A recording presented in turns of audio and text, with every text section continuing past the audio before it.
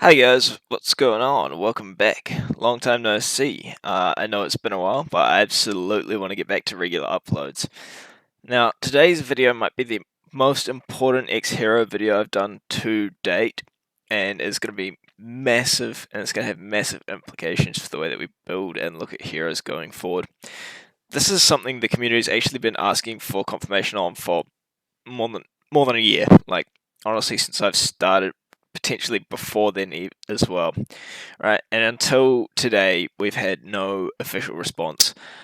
Thanks to one of the lovely staff over at X Hero at Glacier, we finally got some official responses on this topic, right?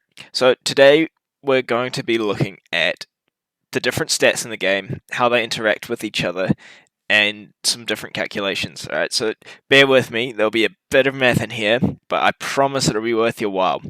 And I'll also do my best to give like a TLDR version of each stat as well, for those of you who don't really want to think about the math. Alright, so jumping into it, the first few stats are super self-explanatory. I'm sure you know exactly how they work and what they do, but just for posterity, I'm going to mention them and explain them to you guys. Alright, so first of all, we have hit points. Now, hit points are a measure of a hero's health. They are the total number of hit points your hero has. If they reach 0, the hero dies. Next up, we have attack. This is the base amount of damage that your hero deals with an attack, before any modifiers. Next up, we have speed. Alright, so the higher the hero's speed, hear me out, the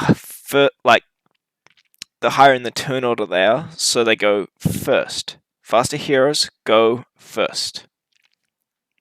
Mind-blowing stuff. Alright, so now we get into the real reason we're in this video in the first place. So the next stat we're going to look at is armor. Now, armor is, well, was the most confusing stat in the game. We have formulas for this now, actually. In short, it does exactly what you think it does, right? Now, I'm not the best at math, but these formulas are pretty easy to follow. I'll do my best to explain it. If you have a better understanding than me, feel free to leave a comment and explain it better. But we'll quickly go over it, and as quickly as we can, sort of explain how armor actually works. Now, armor itself is not calculated against damage, right? Armor creates a value, ADDR, or armor damage something reduction. I'm not sure. But ADDR, we'll call it that anyway. So ADDR is calculated as your armor stat divided by 40 multiplied by the hero's level plus 9, right? ADDR is then used in the damage calculation, right? So here's an example of a basic attack that deals 100% of attack damage. The damage received would be 100% of the attack multiplied by 1 minus the ADDR value, right? So this sounds really confusing until you sort of see it in action, right? So we're going to do a real quick simple calculation on screen for you all, just to sort of show you how this all works. I've done some other sort of calculations to see roughly what sort of values give you what sort of reductions. I'm pretty tempted, if I've got time, to try and code up a little calculator. If I do, I will definitely link it in the description of this video. If not, well, I hope someone else does, because that'd be a really useful tool. But anyway, getting into it, say I have a Zeus, right? My Zeus is level 340, and I'm fighting a Blaze Centaur. My opponent's Blaze Centaur is also level 340. Now, my Zeus has an attack of 150,000, and the Blaze Centaur has 5,000 armor, right?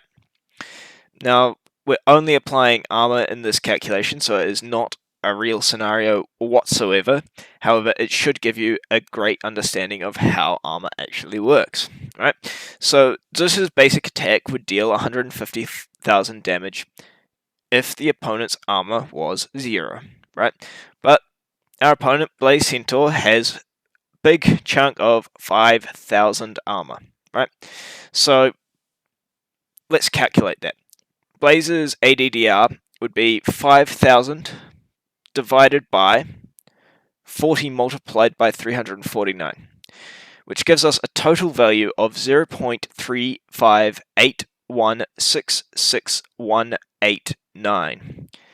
Now this plugged into the damage calculation would be 150,000 multiplied by 1 minus 0.358 which gives Zeus a total damage to Blaze Centaur of 96,275.07163, right?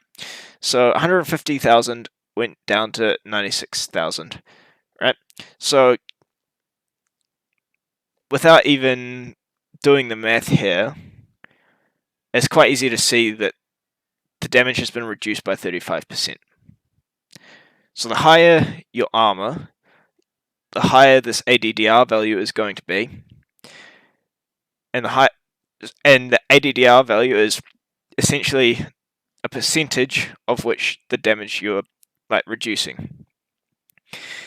Now, to get values actually comparable to what you can get through other stats, you do need insanely high armor. So other stats in general will tend to feel a lot more effective. However, characters who are able to achieve a high armor can in fact achieve the same sort of level of tankiness without requiring other stats. However, because they can stack those other stats as well, they can potentially become incredibly tanky and difficult to kill. I think this is a huge stat to understand. It has massive implications for a lot of different heroes. In particular, ones that come to mind would be Logan, Blaze Centaur, Anna, Light, all those ones with big base armor values, right? Those ones would be easier to increase higher and require less damage immune, for example, to be tanky. Or they could stack some extra damage immune so they could be even more tanky, right? It just depends on your goals with these heroes and what you want to do with them. But this is massive in terms of understanding how it's going to work, right? So next up, we're going to look at crit. Now, again, this is a fairly self-explanatory stat. The crit value is your percent chance to land a critical hit, right? Easy. It is, however, calculated against crit resistance, right? So this is a straight up plus and minus sort of situation. Crit resistance reduces the chance that your enemy will crit, right? So I've got a 100% crit chance. My opponent's got, say, 25% crit resistance. My crit chance is 75%. Pretty easy to understand. Now, crit damage and skill damage we're going to look at together because they have very similar calculations. Crit damage,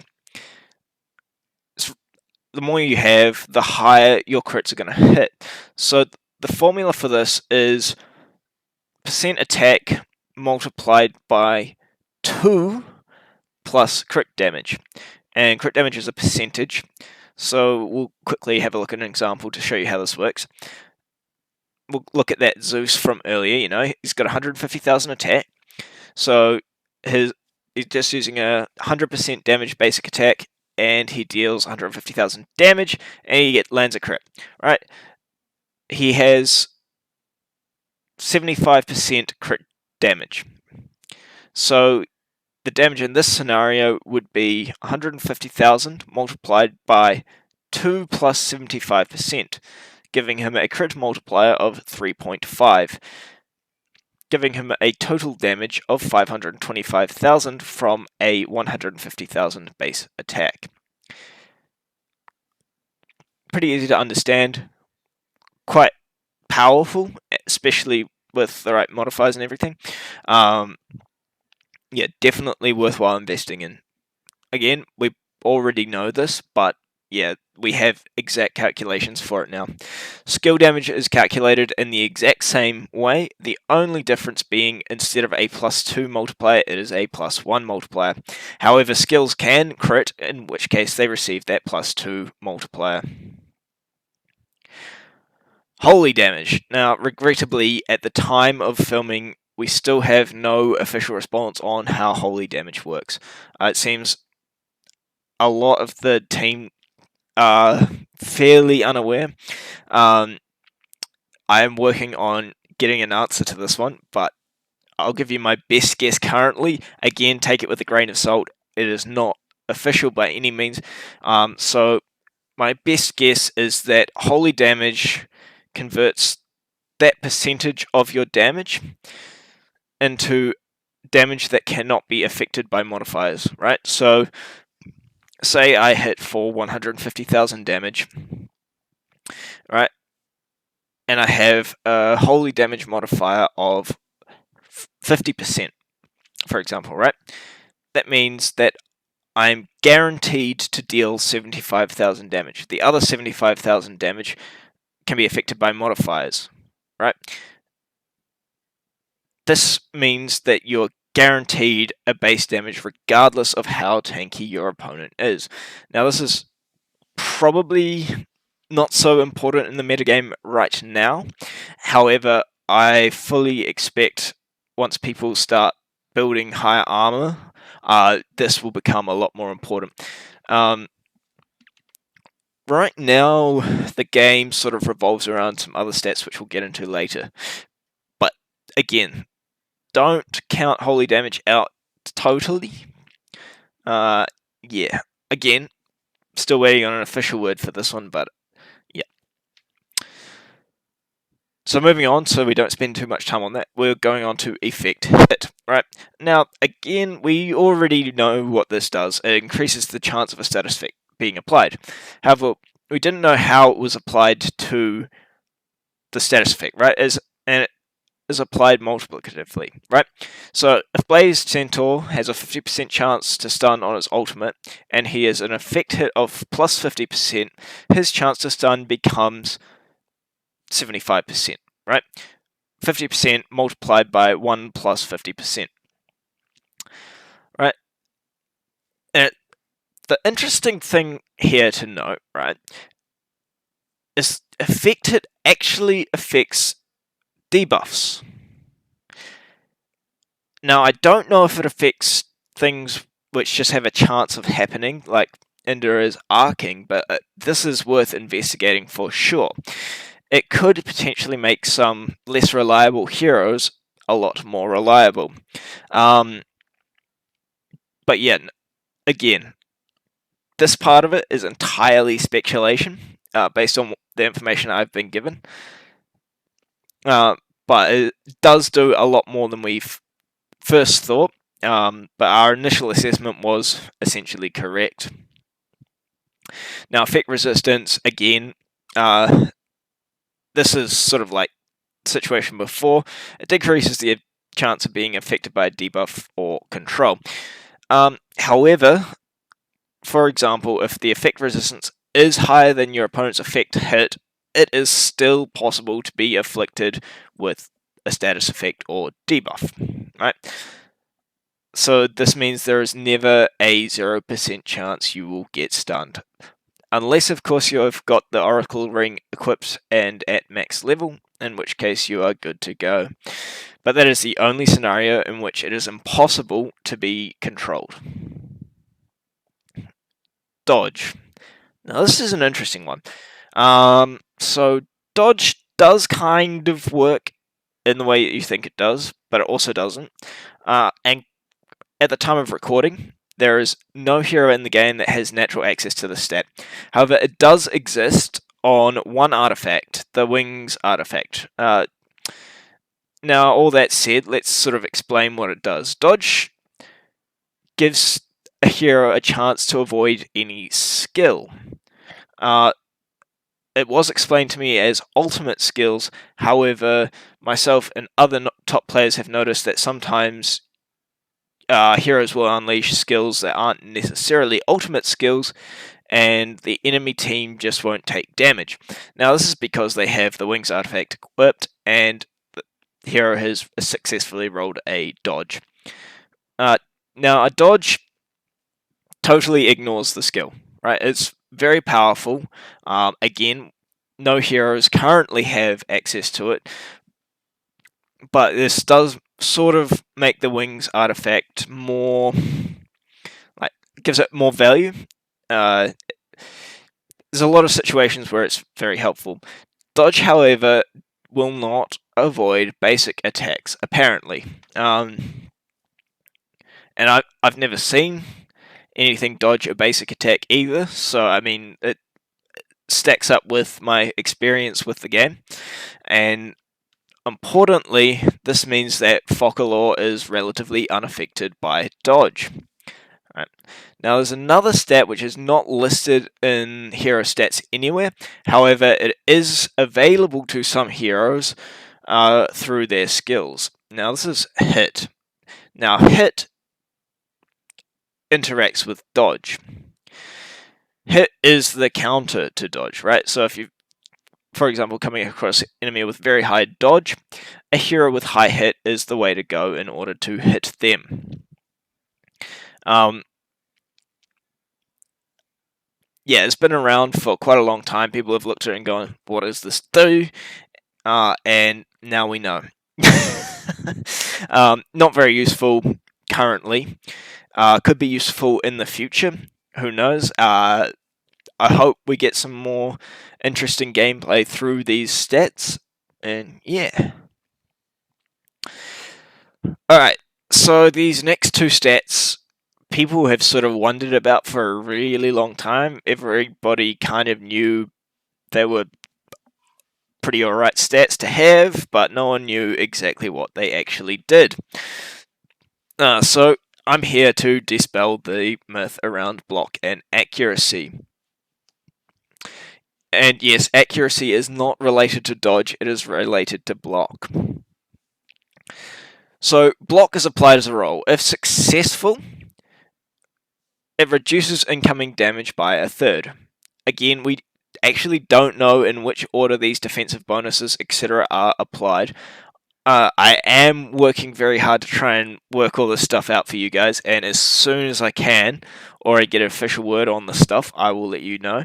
But yeah, like I said, block is rolled against accuracy. High accuracy will make it harder for an enemy to block. Now, block is something that you want to combine with other sources of damage reduction, but on its own is actually very powerful. Reducing damage by a third is actually quite big, especially when you're looking at in-game sort of numbers and heroes are dealing in excess of 10 million damage with crazy critical hits and da-da-da-da-da. If you're all a block, you're cutting that by a third. This also means that for a hero like Focalor, accuracy is incredibly important, because you do not want to get blocked. This would make Arbiter of Fate potentially one of the best artifacts on him, even when you look at the Prelude of Evil artifacts. Without going into any specific tactics here, I just wanted to sort of mention that as an example. And last and certainly not least, we are going to move on to currently the most important stats in the metagame: damage, immune, and broken armor. These two are related. Broken armor does not in fact interact with armor, it interacts with damage immune. So with that out of the way, damage immune works exactly like we think it does, right? It reduces incoming damage by that amount of percentage, right? This percentage, however, is capped at 70%. You cannot have higher than 70% damage immune.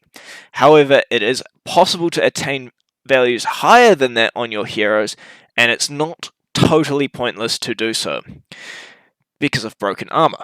Broken armor ignores damage immune. For every percent of broken armor you have, it ignores the same amount of damage immune. If the broken armor is higher than the opponent's damage immune, for every percentage point that it is higher than the damage immune, it will add that percentage as bonus damage. So this is why broken armor has been the most reliable damage stat to put on heroes in the game. Right? Because damage immune has become such a central way of making your heroes bulky and avoid damage. Broken armor has been there, sort of pushing that back down and giving heroes a chance to actually do damage to these crazy bulky heroes, right? And this also means that it's an incredibly important stat to work on in the current metagame right now. Because broken armor does not interact with armor, going forward I can see certain heroes becoming a lot more valuable for their armor stat. As far as we know, there is no stat that interacts with armor in the same way that broken armor interacts with damage immune, right? There are debuffs around that we're not totally sure how they apply. For example, Cyber Ronin's debuff. Is it interacting with damage immune, or is it applying a separate debuff which is calculated totally separately? Now, this is the sort of stuff that will be important for this kind of scenario in the future. However, this is just a general overview at this point, right? I am really excited to see what this sort of information brings to the table in terms of changes to the meta and different heroes becoming valuable and potential new builds and everything. So yeah, that's a breakdown of all the stats so far, and I know that was a lot of information to process. That was a really long video, but it massively changes how we're going to look at everything going forward. It isn't a complete picture. We're still missing a lot of information, but it's enough pieces of the puzzle that we can start sort of piecing it together ourselves, or even just understanding the game on a much deeper level. Now, I'm sure a lot of you guys are going to have heaps of questions about all this. I am going to try and respond to as many comments as I can on this video, so if you have a question, drop me a comment down below, and I will try and answer it to the best of my ability. I am also available on Discord most of the time, and on the Facebook group, if you want to chat, or about anything relating to X-Hero. And speaking of the Facebook group, if you're not in there currently, I am running a community favorite tournament over there.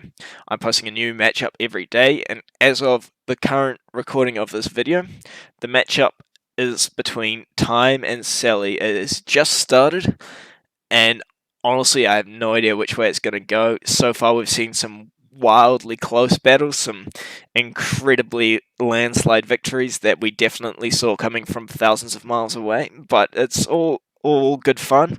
And if you want to get into it, head over to the Facebook group. I'll link it in the description below, and vote for your favorite. Anyway, cheers for watching. Remember to like and subscribe, and I will catch you all in the next one. Peace.